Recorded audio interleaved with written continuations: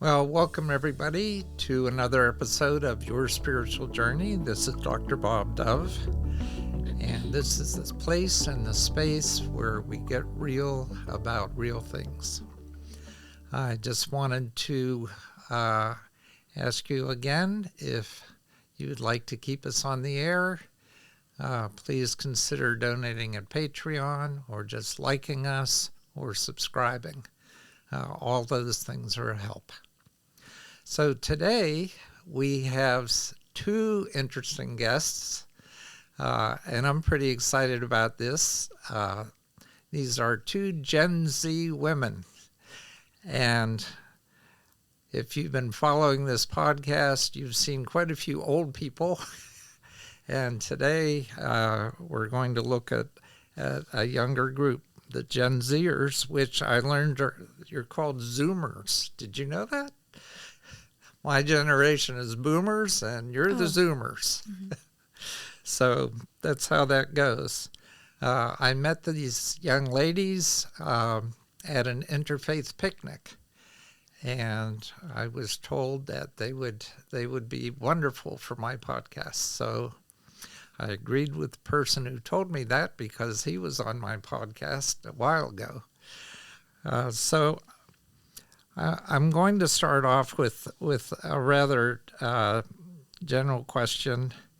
Well, I always, as a process, ask people to relate their spiritual journey before I jump in with questions. Usually it's pretty long, but you're not old enough to have a real long one.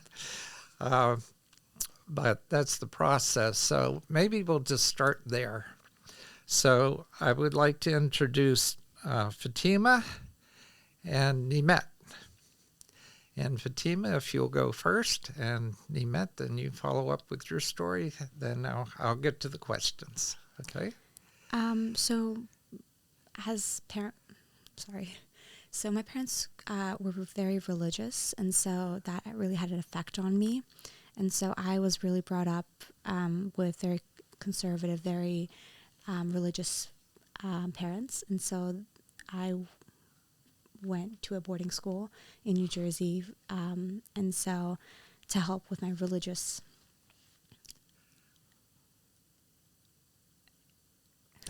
upbringing, translating. Okay, so you went to a boarding school, Mm-hmm. and where was that? It was in New Jersey. In New Jersey. Mm-hmm. So that's the closest boarding school that has a Muslim community? Is that it? So New Jersey is one of the top Muslim communities in America. The first one is Michigan. The second one is, I believe, Illinois. And then the third one is New Jersey. So they do have a big Muslim population in which they offered a boarding school for Muslim students to kind of be in touch with their religious aspects of life. Okay. So that's where you spent how many years? What ages? I was in 8th grade when I was a student, and in 11th grade I was a mentor. All the way to 11th grade? No. So in 8th grade I was in New Jersey. In 9th grade I went to Egypt for 6 months. Oh. And then in 10th grade I went and did an online school in Alabama. It's also another Muslim school. And in junior year I was back at the dormitory as a mentor. And senior year I was in Pittsburgh. Wow. Okay, so you've been all over the place. Yep. All right. So, Nimet, I know that your story is quite different. Yeah. So maybe you could talk about that a bit. Maybe a little closer to the mic. So I went to the same boarding school as well, but I did not go back junior year to be a mentor. Maybe next year I will, but we'll see. And I grew up in the same manner as Fatima. My parents are also very religious, and they've always just made sure I knew Islam and practiced Islam growing up, whether it was in Turkey and especially after we moved to the United States, because we believe it's extremely important to stay true to your culture and remind yourself of your roots at all times. And so my parents at home, we would always speak Turkish. We were always praying. We would always make sure to just like continue to practice our religion, especially when you live in a country like America.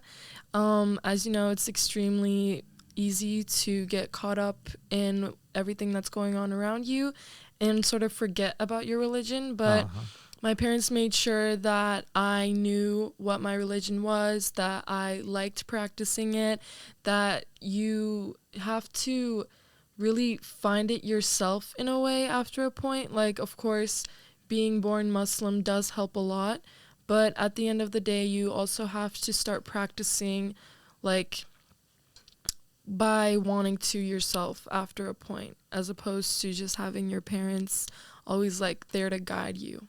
Yeah. So you are at Mount Lebanon High School now, right? Yes. And I'm going to Penn State. you're at Penn State now. Mm-hmm. So you never had a high school experience in an American high school where you weren't around a group of Muslims, right? I was actually. I went to Brashear Pittsburgh Public School. Oh, you And did? so for my senior year, I did have an American experience. Okay. So what I'm curious about, and either one of you can answer this first, is that experience then, how did that affect you? I mean, did you see it as a positive one? Was it one where you felt like you weren't part of the group? I know it would be difficult if you had a lot of school experience outside of that, even if you weren't Muslim, that would be difficult socially. But can you talk about that experience, like how integrated or not integrated you felt with your peers? So I was born in Pittsburgh, and I was raised predominantly in Pittsburgh. I went to a public school all throughout my elementary and middle school years. It was during 8th grade where my father had a friend who was a teacher, and he opened this school. And so he was like, I opened this religious school, and it has a dorm for students to stay at. Would your daughter be interested? So being born and raised in America, I wasn't really in touch with my cultural as well as my religious beliefs, although my parents were very trying to keep the flow alive. It was lost during, the phases I was growing up, because I was becoming, I don't want to call it whitewashed, but more into the American society. Right. And so I'm not sure about you, but I really lost touch with my roots and my religious aspect. And so the boarding school was very nice for me. I was really fond of it. And so having all these other peers that had the same, mentality and the same way of life really showed me that, hey, I could be American, but I could also be a Muslim, in a majority country where the predominantly is Christian. It's not, it's okay for me to be Muslim, and so it's not something I have to practice at home, but it's rather an identity now. So I'm just trying to put myself in your shoes, which is almost impossible, but just seeing that I was on a path, and then suddenly my father says, I'm going to put you on this other path. Mm-hmm. And send you away to boarding school. Mm-hmm. That sounds like something that I'd want to rebel against or say, no, I'm not going.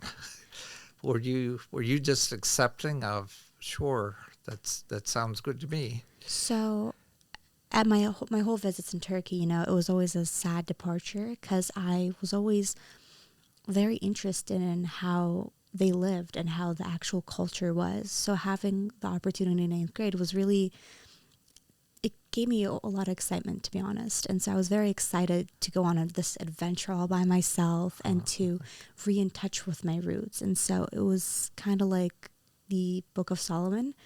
And so I was very excited on this new journey that I was going to have in 8th grade, especially with my father's friend who I was also aware of and who I knew growing up.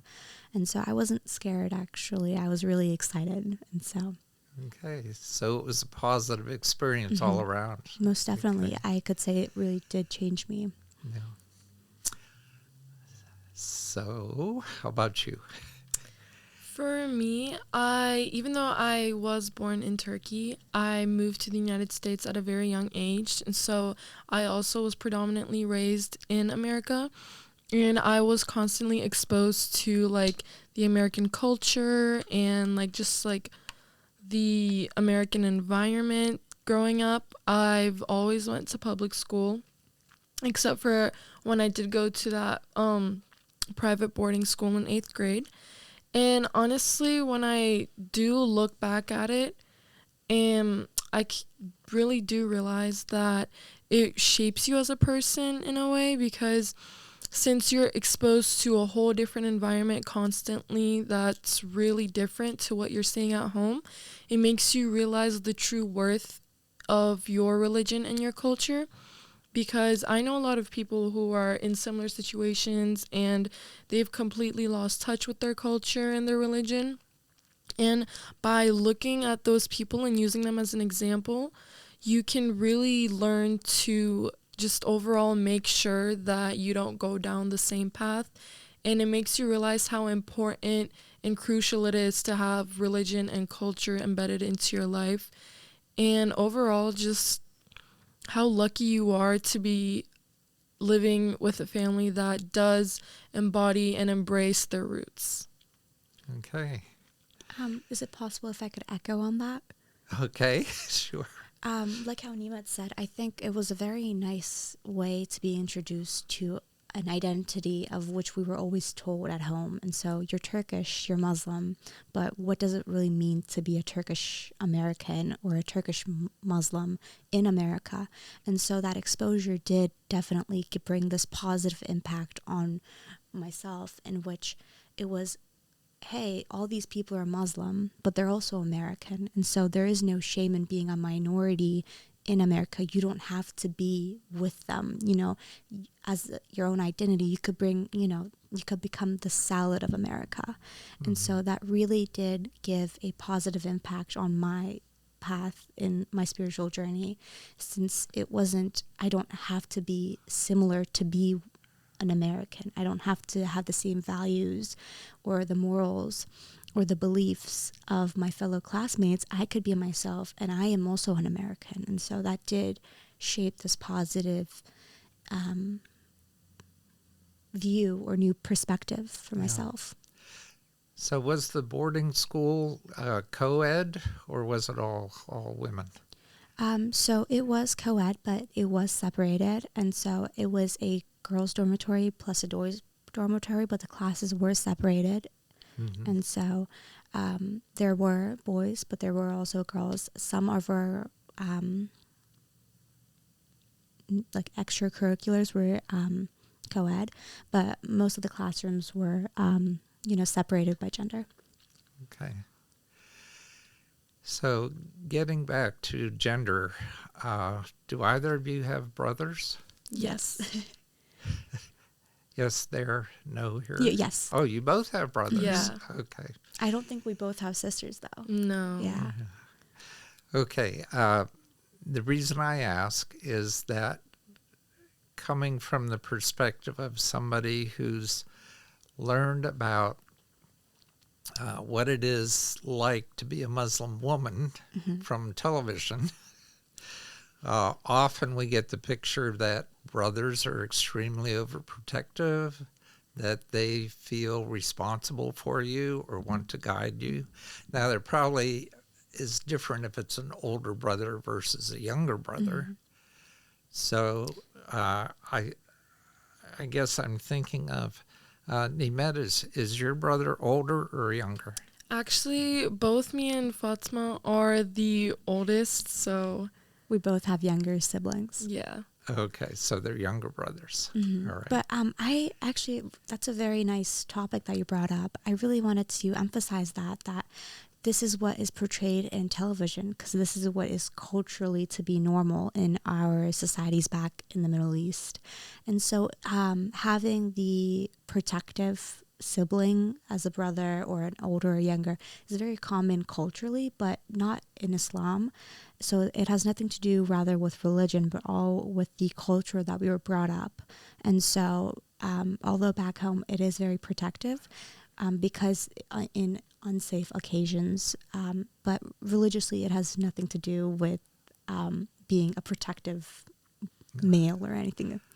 Okay, that's a good distinction, that it is not connected to the religion, but to the culture itself. Although it's not to say that like Islam doesn't promote like protecting women in your family.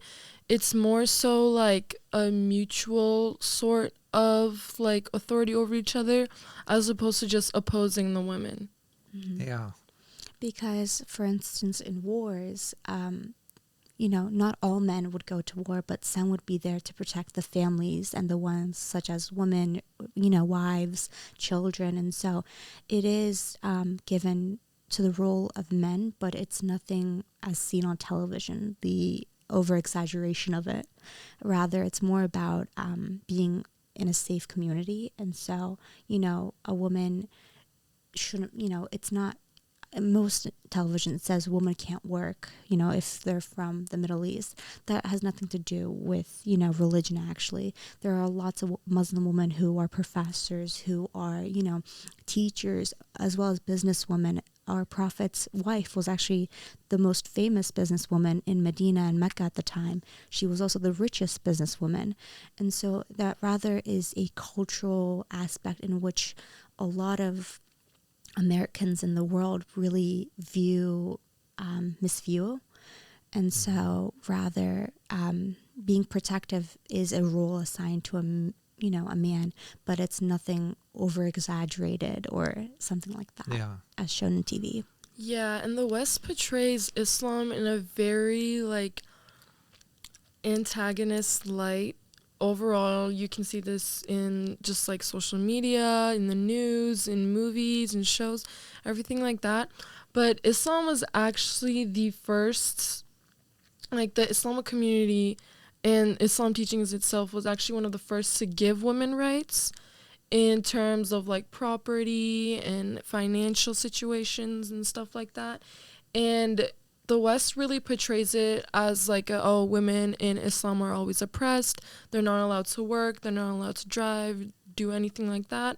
But in reality, Islam actually promotes women to go and get educated, to go and pursue careers and different just lifestyles, because being a Muslim really means like doing the most you can for not only yourself but your community as well. So Islam promotes women to go out and do as much as they can, as opposed to the Western, like the picture that the West has painted about women in Islam being oppressed and just not being able to fulfill their dreams. I want to elaborate that. While living in Egypt, I found that the first university was created by a Muslim woman. And so in Cairo, there is a university, and she was the founder of the first university. And so I think that really plays a big really picture. Puts it into perspective. Yeah, it does. Yeah, I know. I was extremely impressed with Sebnem Anlu, who you both know. And I thought, what a great role model she is. But I guess it's not that unusual for a Muslim woman to have a PhD, to be in the scientific field, and to do all the marvelous things that she's done and accomplished. But it's good to see that. So part of this view that the West has around the oppression of Muslim women has to do with clothes and garb and the hijab. So could you address that a little bit? Do you ever, quote, dress as a Muslim woman as we would picture one? And do you do that at particular religious ceremonies or events? And I guess, how does that translate for you in your everyday lives, even? Overall, when we do pray, obviously we have to dress a certain way. It's our way of respecting God and just like embodying modesty when we are in his presence when we're praying. But overall, it's honestly up to the person how they want to dress. It's not really anything anyone else can judge. It's really between them and God. And at the end of the day, whether it be modesty or anything along the lines, everyone's on their own journey. And Islam actually promotes just like being understanding and having empathy as opposed to judging people for the way they decide to act and or dress. There are countless hadiths from our prophet, peace be upon him, about making sure you put yourself in other people's shoes and you don't judge them based off the things that they do decide to do.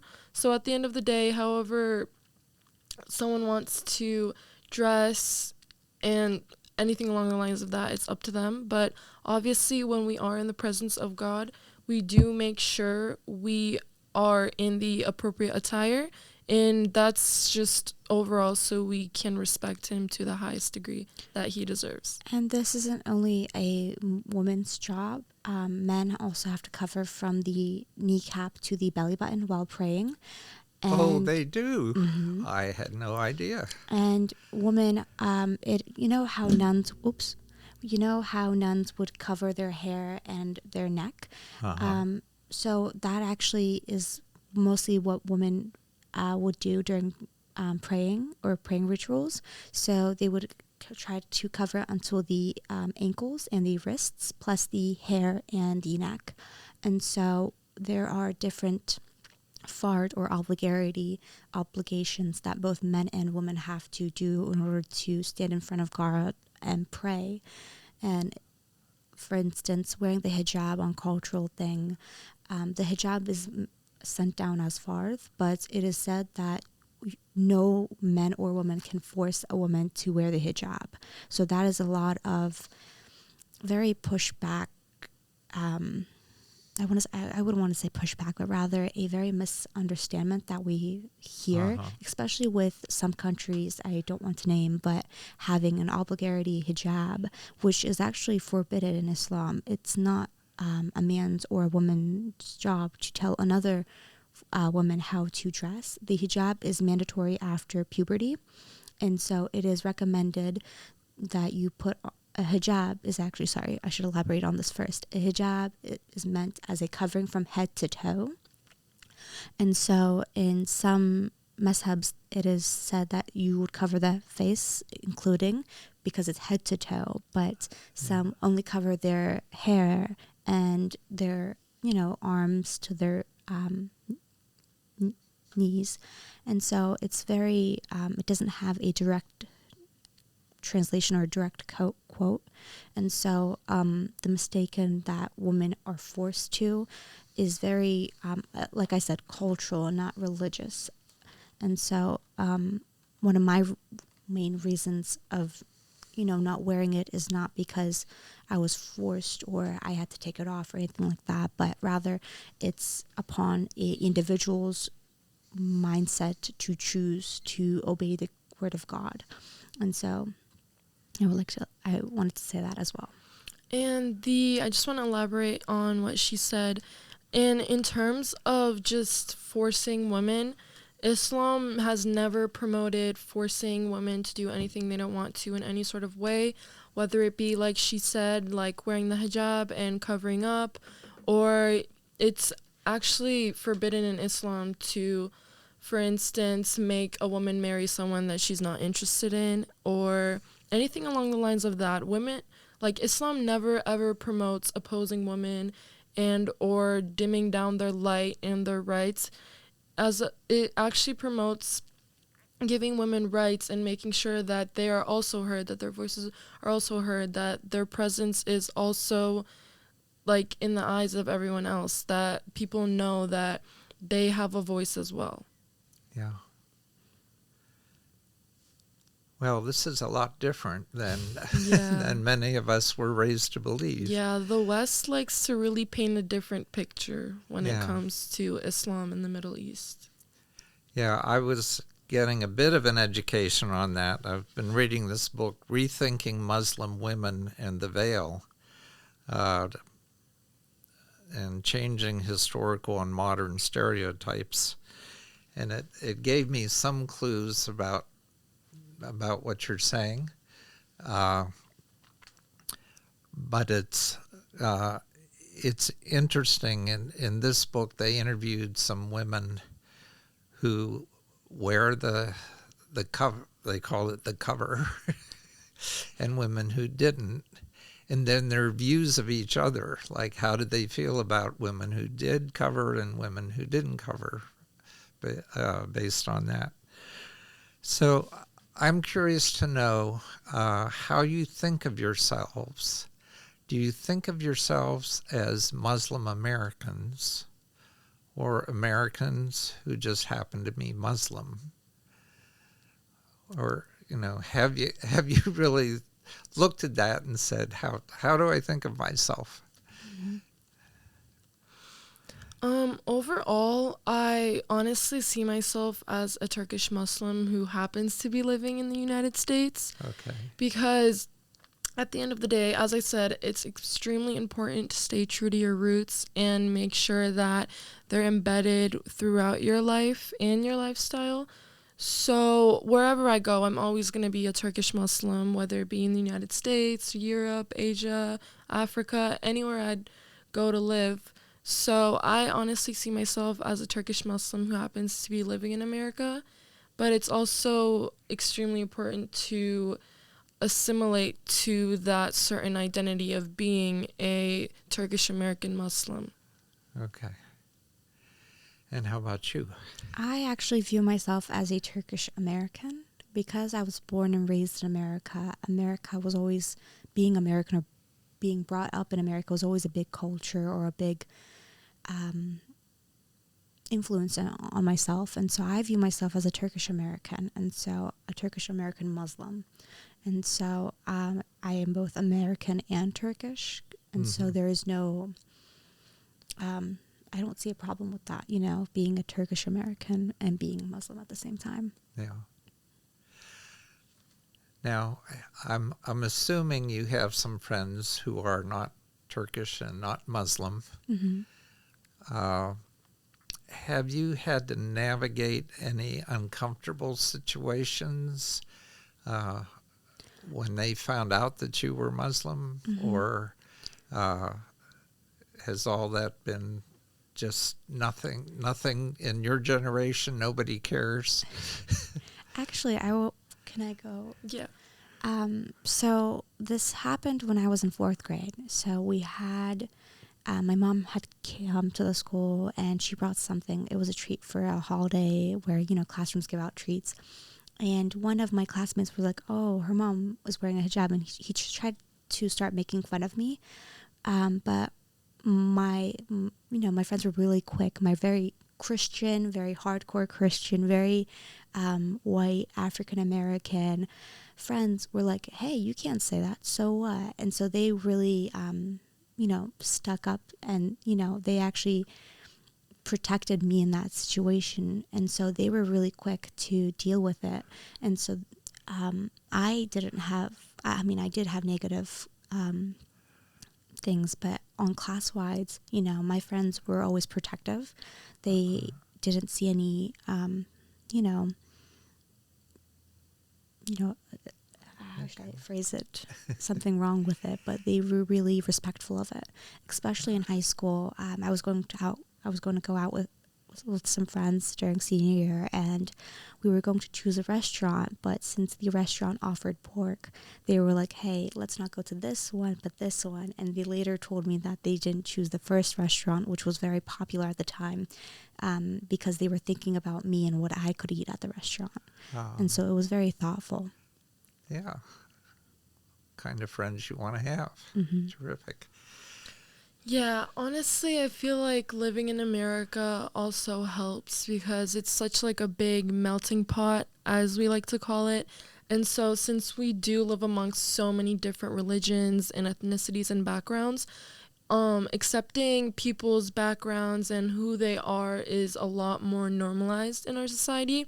And I feel like, especially in our generation, people will normalize basically anything, and that is honestly an advantage for us when it comes to cultural differences and anything along the lines of that.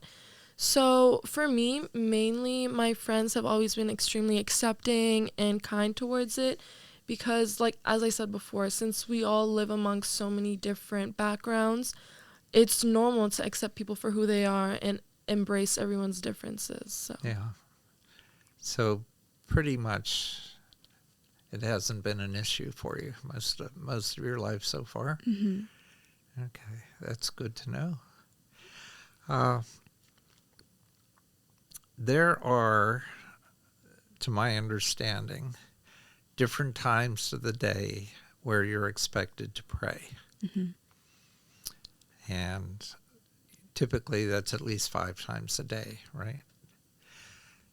Has that gotten in the way or been an issue for you in school situations or social situations? And how do you work that out? overall, I feel like for me, myself, I feel like actually going out gets in the way of my praying as opposed to my praying getting in the way of like being with my friends and hanging out overall. And being raised in America within the Turkish community, we've all really just found a way to incorporate our praying and religion into our everyday lives. And so, for instance, I remember, excuse me. That's what the water's for. We all need it. Okay. I remember we went to Six Flags one time, and obviously when you go, you normally go the whole day. And it was time to pray, so we just went into the parking lot. We just set out our praying mats. We prayed, and then we went back to having fun. And honestly, living in America, I think since it is a melting pot, as I said before, Yeah. it's extremely easy to be able to incorporate your praying into your everyday life. For instance, at school, there's a designated room where people can go to pray during lunch or whenever they do have the free time in order to honor everyone's religion. So I feel like Wow. Wait a minute. Now, what school is this? Mount Lebanon. Okay, so this is Mount Lebanon High School, Yeah, and and overall, they actually have a room where you can pray. And overall, it is your right to be able to pray. So in countless high schools and just universities and just middle schools throughout the country, they do have a room to pray, or they do have to set up a room for you to pray, because it's obligatory upon us to pray when in those specific times. Therefore, we should be granted the time and space to be able to do that. Yeah, during my high school years, my school didn't have a room, but rather they offered this pass to me where I could excuse myself from the class. And I was kind of in this counselor's office, and I would pray there, or this meditation room. At my current university, they just opened a chapel. And so it's very thoughtful of them, not for just an Islamic way, but rather, all people from all different religions can come and pray and meditate. And so that was very nice. One of the biggest issues, I believe, is duhur. It's our second prayer. So we have a morning prayer at dawn, a second prayer called duhur, and that is usually between school times. And so it was very thoughtful for both my elementary school, because I went to a public school, to have that safe space for us and to feel included. Okay, that's great to know. I always wondered about that and how they worked that out. That's terrific. So I just keep getting the feeling that you've had so many positive experiences around your needs and desires and and what your religion means to you. So okay. one of my questions was, how do you live your religion on a daily basis? But I think I think we've gotten a lot of that. Is there more to know about that? So, as far upon the question, I had this incident happen to me when I came back from 8th grade from that boarding school. It was during the Little Italy Festival. Our Muslim community opened a stand, and we were selling out Middle Eastern food. And most of the women and mothers were hijabi, so they had the covering on. And I was 12 or 13 at the time, and I was passing out samples, and I offered it to one of the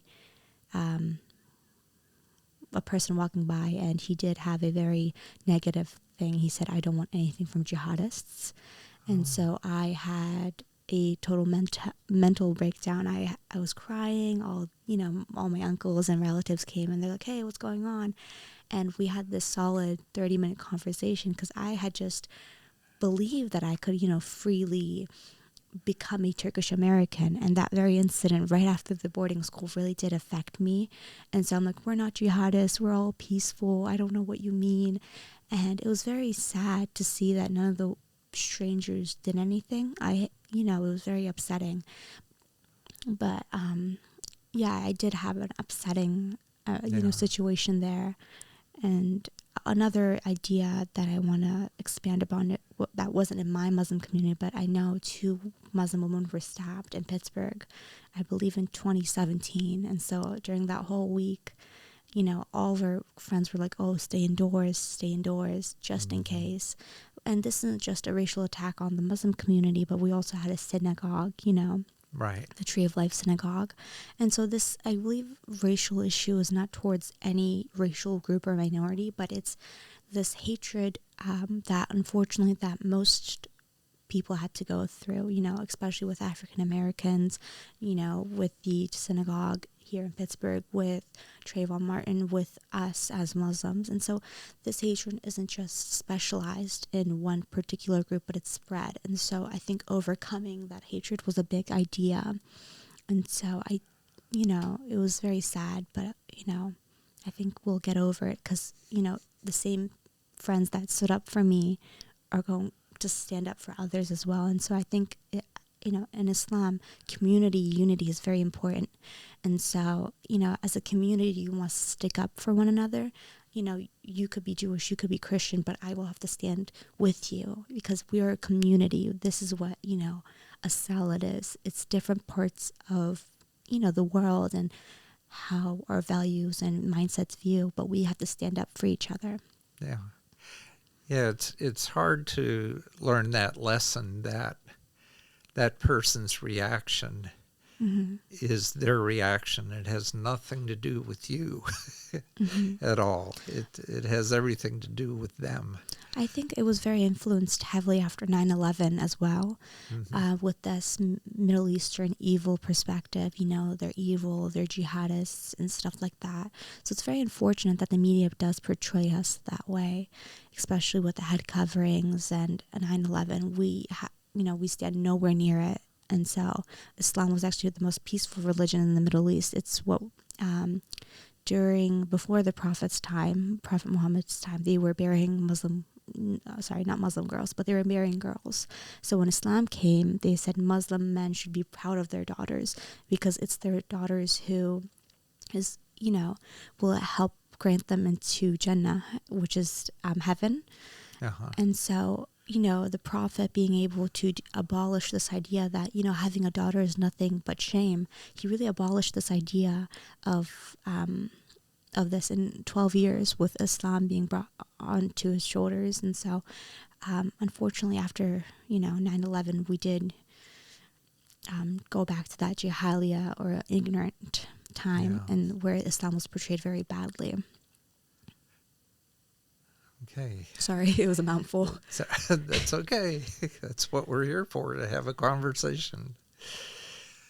Any comments from you around that? Overall, I would also like to add that, like Fatima said, Islam is a religion of nothing but peace, and never has it ever promoted any sort of violence. And when it does come to like the jihadist conversation, it's always people who have never ever done their fair share of research or actually looked into the religion itself. And as opposed to going out and seeking knowledge about the religion itself, they have decided to believe in the sort of antagonist picture that the West often portrays of Islam and just the Middle East. So I think it's extremely important to make sure that whenever you do come across people like that, for instance, whenever like I see a missionary come up to me or something and we start having a conversation about religion, I never fail to make sure that I have them know that I am Muslim and I also see you in your faith. And it's extremely important to make sure that they realize that you pay a very great amount of respect to your faith as well. And so it's honestly really important to just overall make sure that we spread Islam in a good light and just debunk all of these sort of evil like ideas circling Islam. Okay. You may not want me to go there, but I'm going to ask this question anyway. What about boyfriends? So I don't have a boyfriend, and growing up with conservative parents, I was always aware of what my boundaries are. And so I was never threatened, but I was very portrayed with love of the idea of why we should not have a boyfriend in Islam. And so the main reasons of that is, you know, especially with conservatives, you want to keep your virginity pure, and you know, for your husband or wife. And so having that, it was very, how should I say it? A very picture that Islam also portrays, you know, that it should be kept sincere until you meet the second person, you know, you meet the person that you're going to, you know, have Like your second half. Your second half. And so, you know, I never had a problem with it because I always knew, you know, God writes your destiny. And so I'm going to find someone, you know, farther down the line. I don't need to have one right now. I don't need a husband. I don't need a boyfriend. Because a boyfriend, if we're talking about the boyfriend terminology in America, you know, what's the difference between a boyfriend and a husband? And so you could have a friend that's a boy. There's no problem with that. But the whole idea of being a boyfriend was very...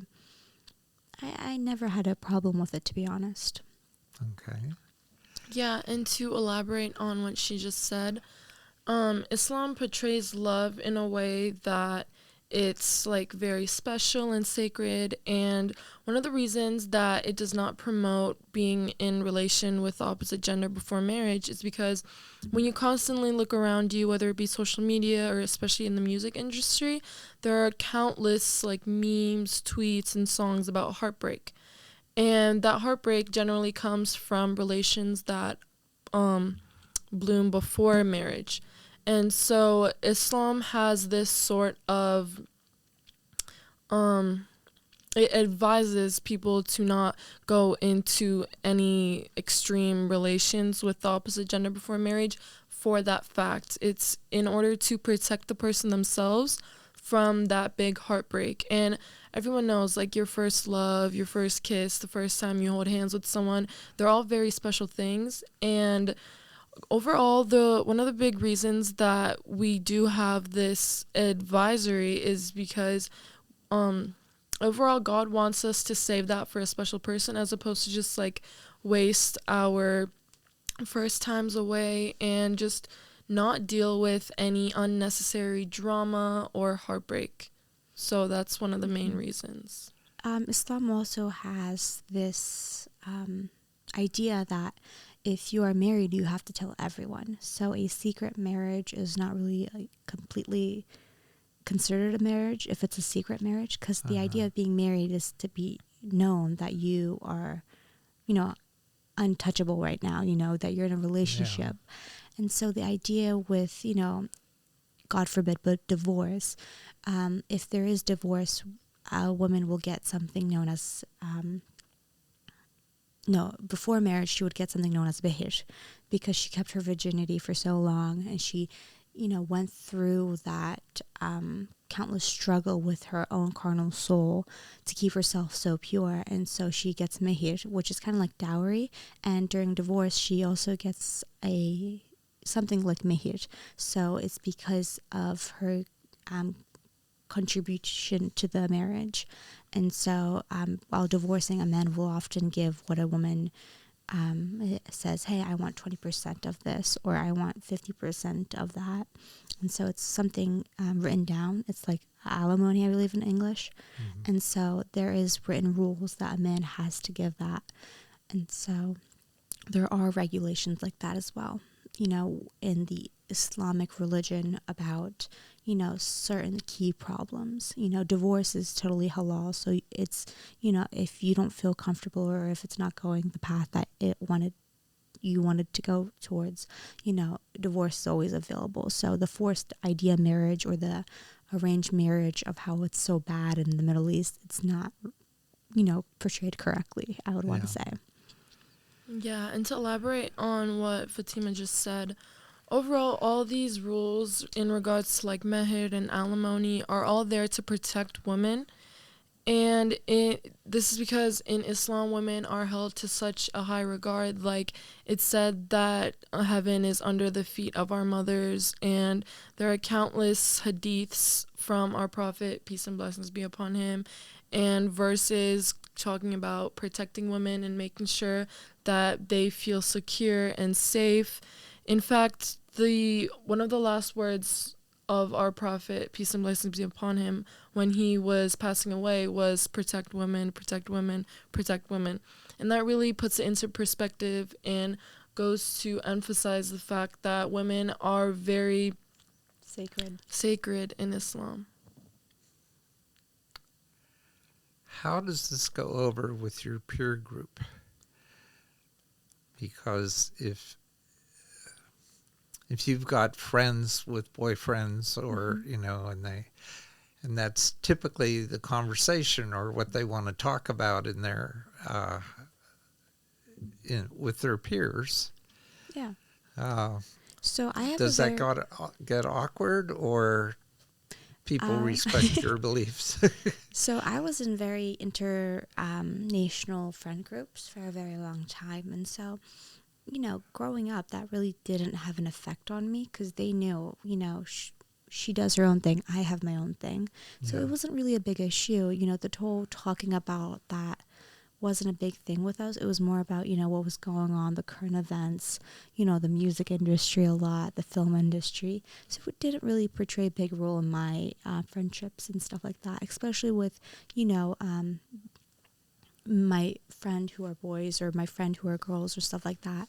It wasn't really looked down upon or awkward. It was like, oh, she has a different belief than us. And so I was very lucky to have friends like that. Yeah, and it all just goes down to overall setting your boundaries and making sure people know the type of person you are and what you stand for in social settings. Uh-huh. Well, you both sound pretty solid in your beliefs, and being able to hold on to that no matter what's thrown at you. So kudos to both of you. Thank you. That's great. I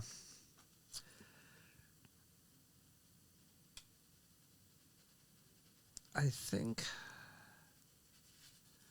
we've actually covered about all of my questions.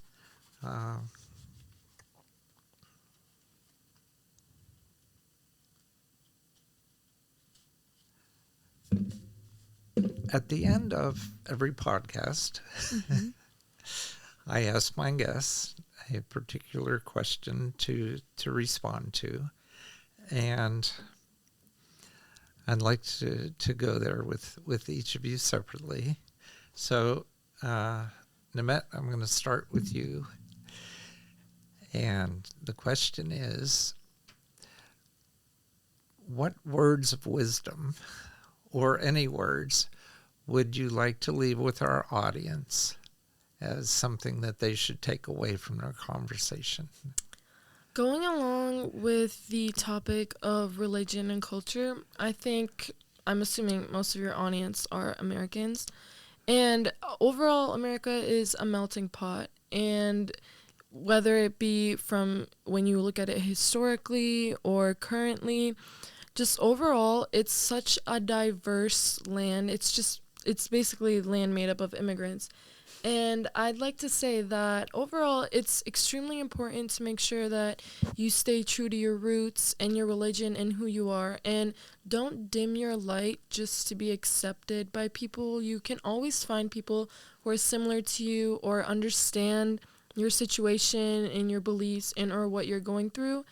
And you should never feel the need to dim your light in order to pursue a specific social setting. It's always important to make sure you stay true to who you are and your boundaries and your culture and your religion. So that's what I'd like to say. Okay, I love that concept. Don't dim your light for anybody. Yeah. I love it. I want to emphasize what Mark Twain had to say. There are two important days in your life. The first is the day you're born. The second is the day you know why you're here. And so everyone has their own journey, and I believe that is what makes everyone so special. You know, it's what is the diversity the world is and what the world has. There is no one thing. There's, multiple types of different things. So I truly believe that it's really important to be who you are and to understand my path and my value and my moral and not my surroundings. It's okay to be different. You don't have to be the same. You are 18 years old, right? Yes. I know people my age who still haven't figured that one out. So, do you feel that you've figured out your path and your purpose? I believe my path was always on a path of dreams. And so, although my dreams have changed, I've always had, a key dream or key goal. And so for myself, I was put in different situations from a young age. So I think I found out who I am and why I'm here. Okay. Well, that's marvelous. I wish at your age I had done that. I've only recently discovered those things. And there's nothing wrong with that, At least you discovered it. It's better to, it's better to discover it than to die without discovering your life. That's true. That's true. Yeah, everyone's on their own journey. Everyone has their time come at different specific times in their life. There's nothing that's like you're too old to pursue what you want to do. Yeah. Well, audience, you've heard these wise words from these young women. So take to heart what resonates with you and put the rest on the shelf until you're ready to pull it down and work with it.